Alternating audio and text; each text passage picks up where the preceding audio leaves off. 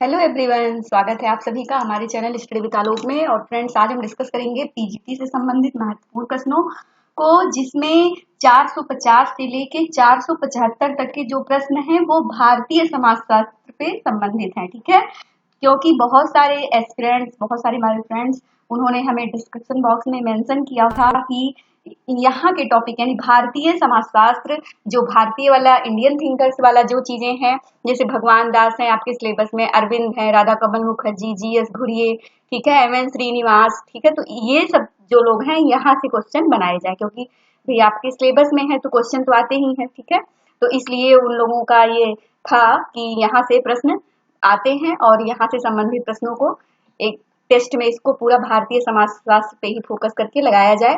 तो मैंने प्रयास किया है। ठीक है, अगर और कुछ लगेगा आप लोग तो फिर मेंशन कीजिएगा। मैं कोशिश करूंगी कि आगे जो आपका लास्ट वाला जो टेस्ट है यानी 475 से 500 जिसमें कंप्लीट होने वाला है 20 नंबर, उसमें भी अगर कुछ लगेगा तो आप लोग जरूर हमें मेंशन कीजिएगा। मैं पूरी कोशिश करूंगी कि उस टॉपिक से भी टेस्ट में जो है आपके क्वेश्चन को लगाया जाए। ठीक है, तो आइए देखते हैं कि किस प्रकार के प्रश्नों को इसमें पूछा गया है। देखिए, पहला क्वेश्चन है कि भगवान दास ने अपने धर्म के समान तत्व या सिद्धांत में किसे सम्मिलित नहीं किया है। ठीक है, तो फ्रेंड्स, मैं बार बार कहती हूँ कि किया है और नहीं किया है, तो नहीं पे बहुत लोग नहीं फोकस करते हैं। ठीक है, तो यहाँ पूछा गया है कि नहीं किया है, तो जल्दी में जब आप लोग प्रेशर में रहते हैं एग्जाम में तो नहीं पे ध्यान नहीं देते हैं और नहीं में भी क्वेश्चन गलत हो जाते हैं। ठीक है, ऐसा हुआ है कई लोगों के साथ में।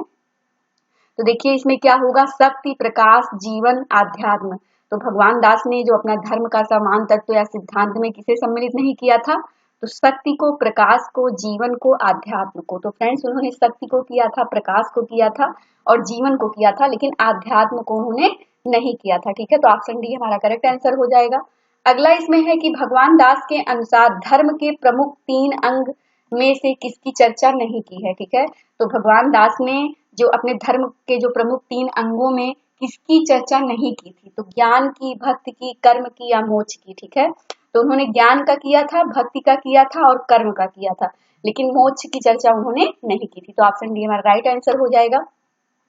अगला है इसमें कि जीएस घुरिये के अनुसार जिस किसी को भी विशेष रूप से भारत का समाजशास्त्र का अध्ययन करना है उसके पास गहन अध्ययन होना चाहिए। तो मोस्ट इंपॉर्टेंट है, ये प्रश्न ऑलरेडी पूछा गया है। ठीक है, और हमारे यहाँ टेस्ट सीरीज में भी पूछा गया कि जीएस घुरिये के अनुसार जिस किसी को भी विशेष रूप से भारत के समाजशास्त्र का अध्ययन करना हो उसके पास गहन अध्ययन किसका होना चाहिए, भारत की परंपरा का, संस्कृत साहित्य का, वैज्ञानिक विधि का या तुलनात्मक अध्ययन का। तो फ्रेंड्स, ये जो जीएस घुरिये ने कहा है कि अगर कोई विशेष रूप से भारत के समाजशास्त्र का अध्ययन करना चाहता है तो उसके पास जो गहन अध्ययन किसका होना चाहिए, संस्कृत साहित्य का। किसका, संस्कृत साहित्य का। यानी तो ऑप्शन बी क्या होगा, हमारा करेक्ट आंसर हो जाएगा।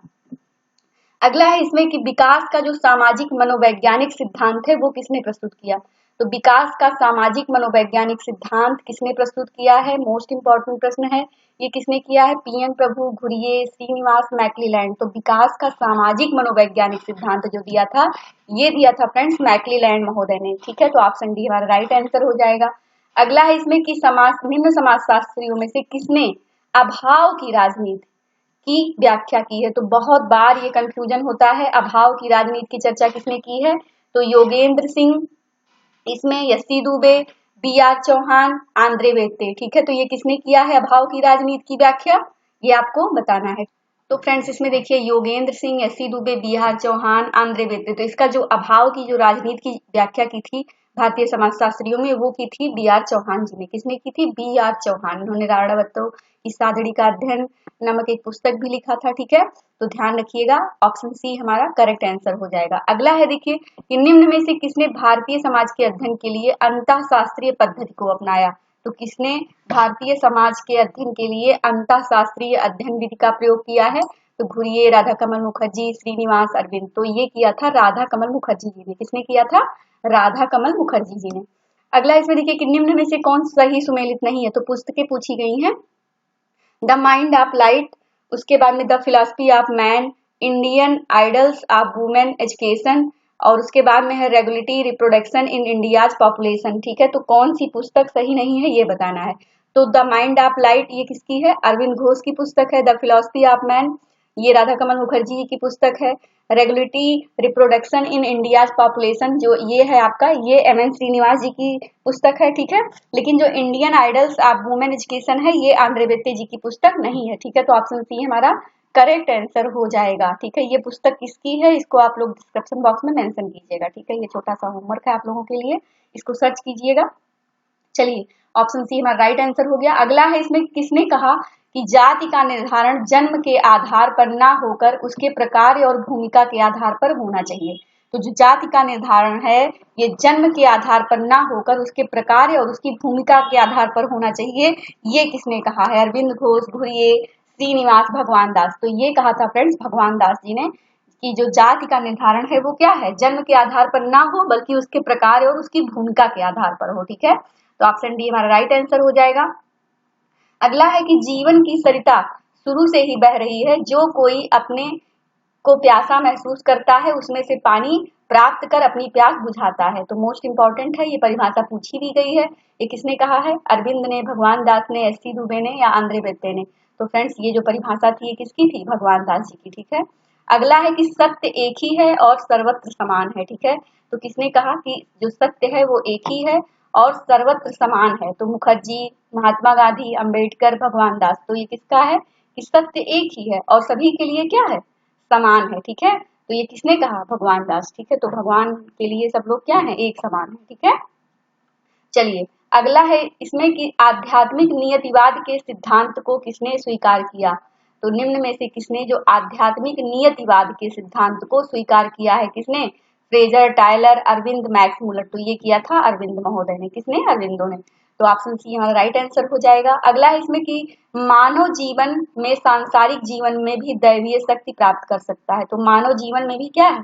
सांसारिक जीवन में भी दैवीय शक्ति प्राप्त कर सकता है।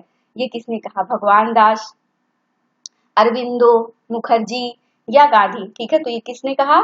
ये कहा था अरविंदो ने, ठीक है। तो आपके सिलेबस में है अरविंदो, भगवान दास। तो यहाँ से क्वेश्चन लगाने की कोशिश की गई है क्योंकि एक दो क्वेश्चन जरूर पूछा जाता है, ठीक है, पूरे एग्जामिनेशन में। देखिए अगला है अतिमानो या अभिमानो, ठीक है। तो अतिमानो या अभिमानो की जो अवधारणा है, ठीक है, अतिमानो यानी सुपरमाइंड और अतिमानो यानी सुपरमैन, ठीक है, की अवधारणा से कौन संबंधित है? तो भगवान दास, घुरिये, अरविंदो, बी.आर. अम्बेडकर। तो ये किससे संबंधित है फ्रेंड्स? ये है अरविंदो से, ठीक है। तो मोस्ट इंपॉर्टेंट है, ये क्वेश्चन पूछा भी गया है कि अतिमानव की अवधारणा किसने दी है, ठीक है। तो किसने दी है? अरविंदो महोदय ने। तो ऑप्शन सी हमारा राइट आंसर हो जाएगा। इसमें अगला है कि अरविंदो ने स्वयं को या अभिमानों के रूप में परिवर्तित करने के लिए किसे मुख्य रूप से उत्तरदायी माना, ठीक है। तो अरविंदो ने स्वयं को अतिमानव के रूप में परिवर्तित करने के लिए किसे मुख्य रूप से उत्तरदायी माना था? अध्यात्म को, भौतिकवाद को, योग को या शिक्षा को, ठीक है। तो किसे उत्तरदायी माना था? अरविंदो ने। ये माना थे शिक्षा को, ठीक है। तो ऑप्शन डी हमारा क्या है? करेक्ट आंसर है। चलिए अगले प्रश्न को देखेंगे। अगला है इसमें कि भारतीय राष्ट्रीय आंदोलन में कब से कब तक के मध्य में रहा, ठीक है। तो भारतीय राष्ट्रीय आंदोलन जो था वो कब से कब तक के बीच में रहा, तो ये बताना है आपको। तो ये कब से कब तक के बीच में रहा है फ्रेंड्स? तो ये रहा है आपका 1905 से 1910 के बीच में, ठीक है। तो ऑप्शन सी हमारा राइट आंसर हो जाएगा। अगला है इसमें कि निम्न पुस्तकों में से कौन सी सही सुमेलित नहीं है, ठीक है। तो concept of rituals in modern sociological theory, ठीक है। उसके बाद में कौन सा हो जाएगा? Gender inequalities of demography behaviour, ठीक है। अगला है इसमें descent of man and selection in relation to sex.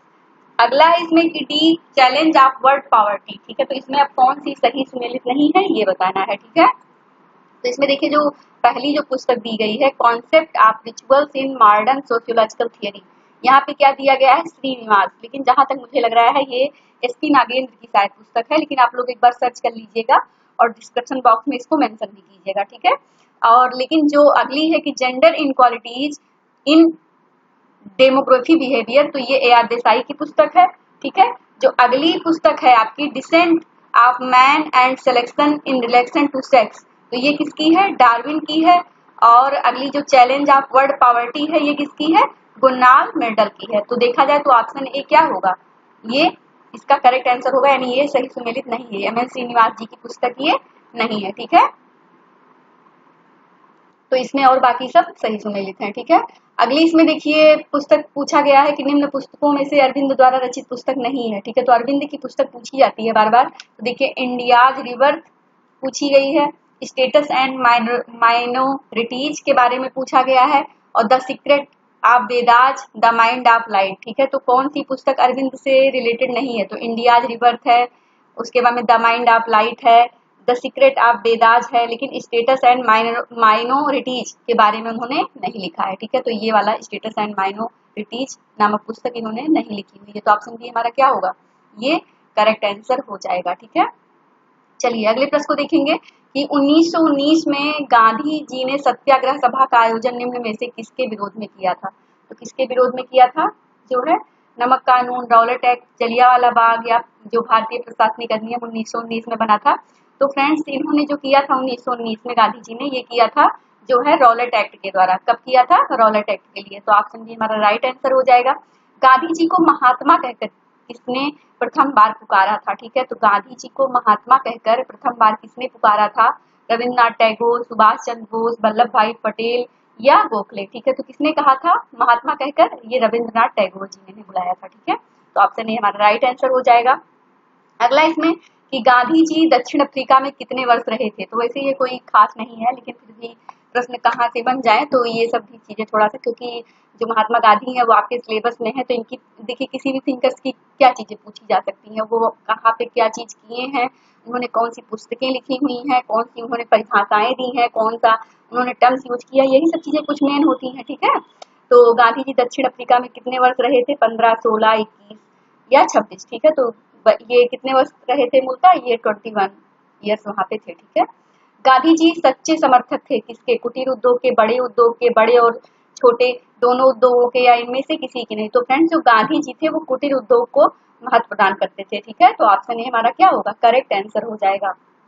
अगला इसमें कि गुजरात में साबरमती आश्रम की स्थापना गांधी जी ने किस वर्ष में की थी? तो गुजरात में जो साबरमती आश्रम की स्थापना की थी महात्मा गांधी ने, वो किस सन में की थी? तो 16 में, 17 में, या 1918 में, या 1929 में? तो ये किया था फ्रेंड्स उन्होंने 1917 में, 1917 में। ठीक है, चलिए अगला है कि गांधी जी खादी को किसका प्रतीक मानते थे? औद्योगिकरण का, आर्थिक वृद्धि का, नैतिक पवित्रता का, या आर्थिक स्वतंत्रता का? तो गांधी जी जो खादी को जो प्रतीक मानते थे वो मानते थे आर्थिक स्वतंत्रता का। किसका? आर्थिक स्वतंत्रता का। तो ऑप्शन डी हमारा राइट आंसर हो जाएगा। अगला इसमें सूची का मिलान करना है, और इसमें देखिए पुस्तक है। ठीक है, तो ये बताना है। देखिए इसमें दिया गया है अरविंद घोष, तो अरविंद घोष की जो पुस्तक है वो कौन सी है? The foundation of Indian culture. ठीक है, तो इसको मैं मैच कर दे रही हूँ। अरविंद घोष की पुस्तक कौन सी हो जाएगी? ये हो जाएगी the foundation of Indian culture. उसके बाद में भगवान दास की कौन सी हो जाएगी? ये हो जाएगी भगवान दास की 4th नंबर, यानी the essential unity of all religion. ये किसने लिखा था? भगवान दास जी ने। और गांधी जी की कौन सी पुस्तक हो जाएगी? ये हो जाएगी सी का 1। ठीक है, सी का 1 यानी आपका माई एक्सपेरिमेंट विद ट्रुथ। ठीक है, तो ये पुस्तक जो है पूछी जाती है, माई एक्सपेरिमेंट विद ट्रुथ नामक जो पुस्तक है ये किसकी है? ये है एम के गांधी जी की। और जो श्री आर के मुखर्जी यानी आर के मुखर्जी, राधा कमल मुखर्जी की कौन सी पुस्तक है? The oneness of Mankind. ठीक है, तो द वननेस ऑफ मैनकाइंड ये जो पुस्तक है, यानी डी का 4 हो जाएगा, द वननेस ऑफ मैनकाइंड। तो ये किसकी हो जाएगी? राधा कमल मुखर्जी जी की मोस्ट इंपॉर्टेंट पुस्तक। ठीक है, तो इस प्रकार से फ्रेंड्स ये चारों पुस्तकें मोस्ट इंपॉर्टेंट हैं, आप ध्यान रखिएगा, एग्जामिनेशन में पहले भी पूछी गई हैं। ठीक है, और ये सब आपके थिंकर में है तो पुस्तकें पूछी ही जाती हैं, तो एक बार इसको 2-3 बार रिवाइज करके रखिएगा। My experiment with truth, the oneness of Mankind, the foundation of Indian culture, the essential unity of all religion, ये चारों पुस्तकें बहुत इंपॉर्टेंट हैं। ठीक है, तो इसमें जो अब करेक्ट जो मैचिंग हो जाएगी वो होगी आपकी 1 नंबर। देखिए 3, 4, 1, 2। ठीक है, तो इसको आप लोग एक बार मैच भी कर लीजिएगा, वैसे मैंने मिला दिया ऊपर। तो ऑप्शन 1 हमारा करेक्ट आंसर हो जाएगा। जो इस क्विज का जो लास्ट प्रश्न है फ्रेंड्स वो है गांधी इरविन समझौता पर हस्ताक्षर कब किया गया था? ठीक है, तो गांधी इरविन जो समझौते पर जो हस्ताक्षर हुआ था ये किस सन में हुआ था? 10 मार्च 1930, 20 मार्च 1931, 12 मार्च 1930 या 5 मार्च 1931। तो फ्रेंड्स ये जो हुआ था गांधी इरविन समझौता, इस पे जब जो हस्ताक्षर हुआ था वो हुआ था 5 मार्च 1931 को। ठीक है, तो डी वाला हमारा करेक्ट आंसर हो जाएगा। ठीक है, फ्रेंड्स आज की जो 19 नंबर की जो क्विज थी वो यहीं पे समाप्त होती है। हमें आशा है कि आप सभी लोगों को वीडियो पसंद आएगी। वीडियो पसंद आए तो वीडियो को लाइक करें, चैनल को सब्सक्राइब करें। Thank you so much.